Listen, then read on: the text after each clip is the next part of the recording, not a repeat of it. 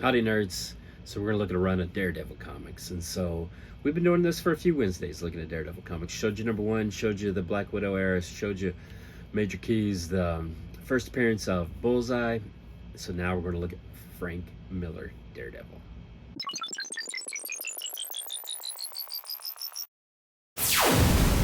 All right, nerds, we're going to start at 158, which seems like an odd place to start. 158, that's not a round number or even or significant, but it's significant because this is the first time Frank Miller did art. He wasn't writing at the time. I think it took him 10 issues before he took over writing, but he did art. So that's the first Frank Miller art. This is 159. This is 160. And wow, Bullseye was introduced in 131. By 160, he has a cord wrapped around Black Widow's neck, and you can see the foreshadowing of Daredevil is going to become a darker comic, and particularly when it gets in Frank Miller's hand, it becomes really dark indeed. And so he went from a swashbuckling character, but then this still has some of the old school elements. Here it is. This is a bondage cover. Black Widow tied up on the tracks. 162, 163, the Hulk. 164, this is, a lot of people remember Matt Murdock's father was a boxer. 165, Doc Ock. 166, the Gladiator, which was a frequent rogue of Daredevil. 167, 168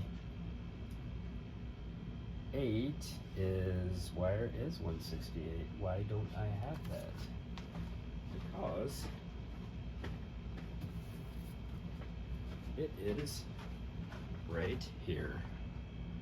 So this is, again, Frank Miller was, it's about 10 issues after. Frank Miller's taking over the writing, and he introduces a little lady named Elektra. So this is the first appearance of Elektra.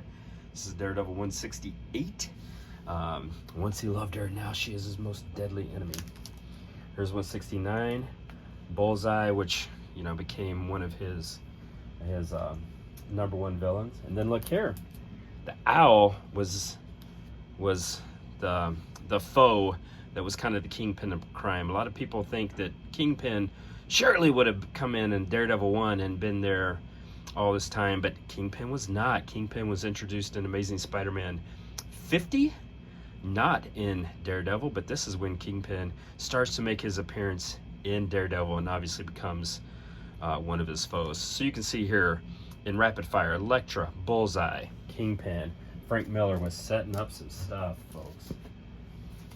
So here we go. Here's the number 171. 172 with the Kingpin, Bullseye, both on there. 173. And then 174 featuring some Elektra. The Hand was also introduced, Stick, a lot of these characters that you would see on Netflix. 175, 176, you see a hand ninja there.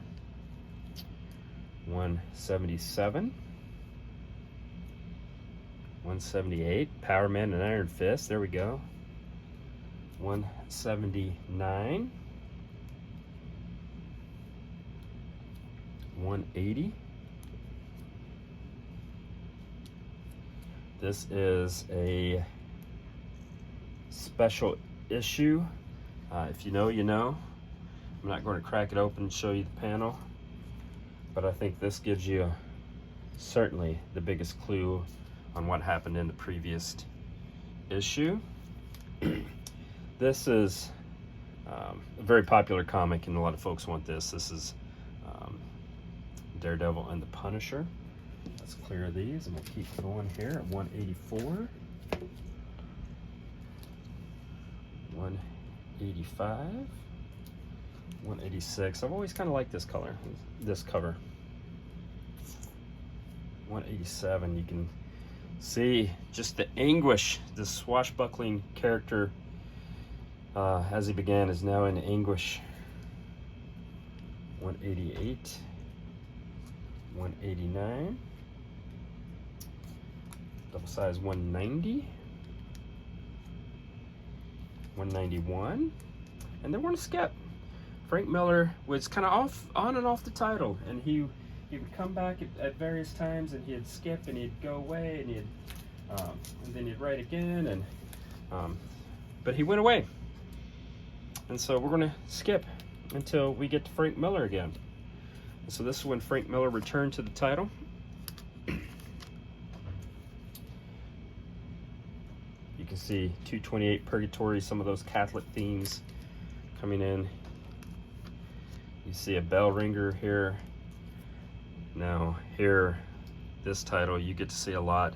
The Born Again. Frank Miller would do a mini series, Born Again. But you can see on how Daredevil has really been putting through his paces at this point. 133, and I think that's the last Daredevil. But I want to show you a couple more. This is 134, and again, I think that 233. You can tell me in the comments if I'm mistaken. I think that's the last Frank Miller. Here's Mr. Hyde. But I kind of wanted to end on this because this is the 25th anniversary cover. And I always kind of love those covers, and I feel like that is a pretty nifty place to stop. Well, I think we're going to stop there. So, have a full run of Daredevil, Volume 1, Volume 2. But, you know, at this point, showed you the first one, showed you some of the key appearances, you know, Bullseye, Elektra, those sort of things. And it's kind of set up the big shift that happened in Daredevil. And I think everyone just kind of, you know, at this point think that Daredevil is always kind of this dour, guilt-ridden, heavy character. Not the case. That came in later in his run. Early, he was a swashbuckling hero that had more of a colorful rogues gallery. But, you know, later on during this is what folks remember Daredevil as. And this is what we saw on Netflix. But it's a cool comic. I'm going to do some other runs. So about every Wednesday I do a run, you know, some sort of cool Marvel Bronze Age. Saturdays is a little bit of mixed bag, you know, so if you want to follow along, subscribe, you know, that's the only way you know, because I'm a grown up, I have a life, I might not do it every Wednesday and Saturdays, so if you want to follow along, you need to subscribe and jump through the hoops that Google has for us. But, you know, appreciate it, I hope you enjoyed it, and maybe you saw some comics you didn't recognize or didn't remember from back in the day. Daredevil's a cool character. I love it. So hope you do too. All right, you take care, nerds.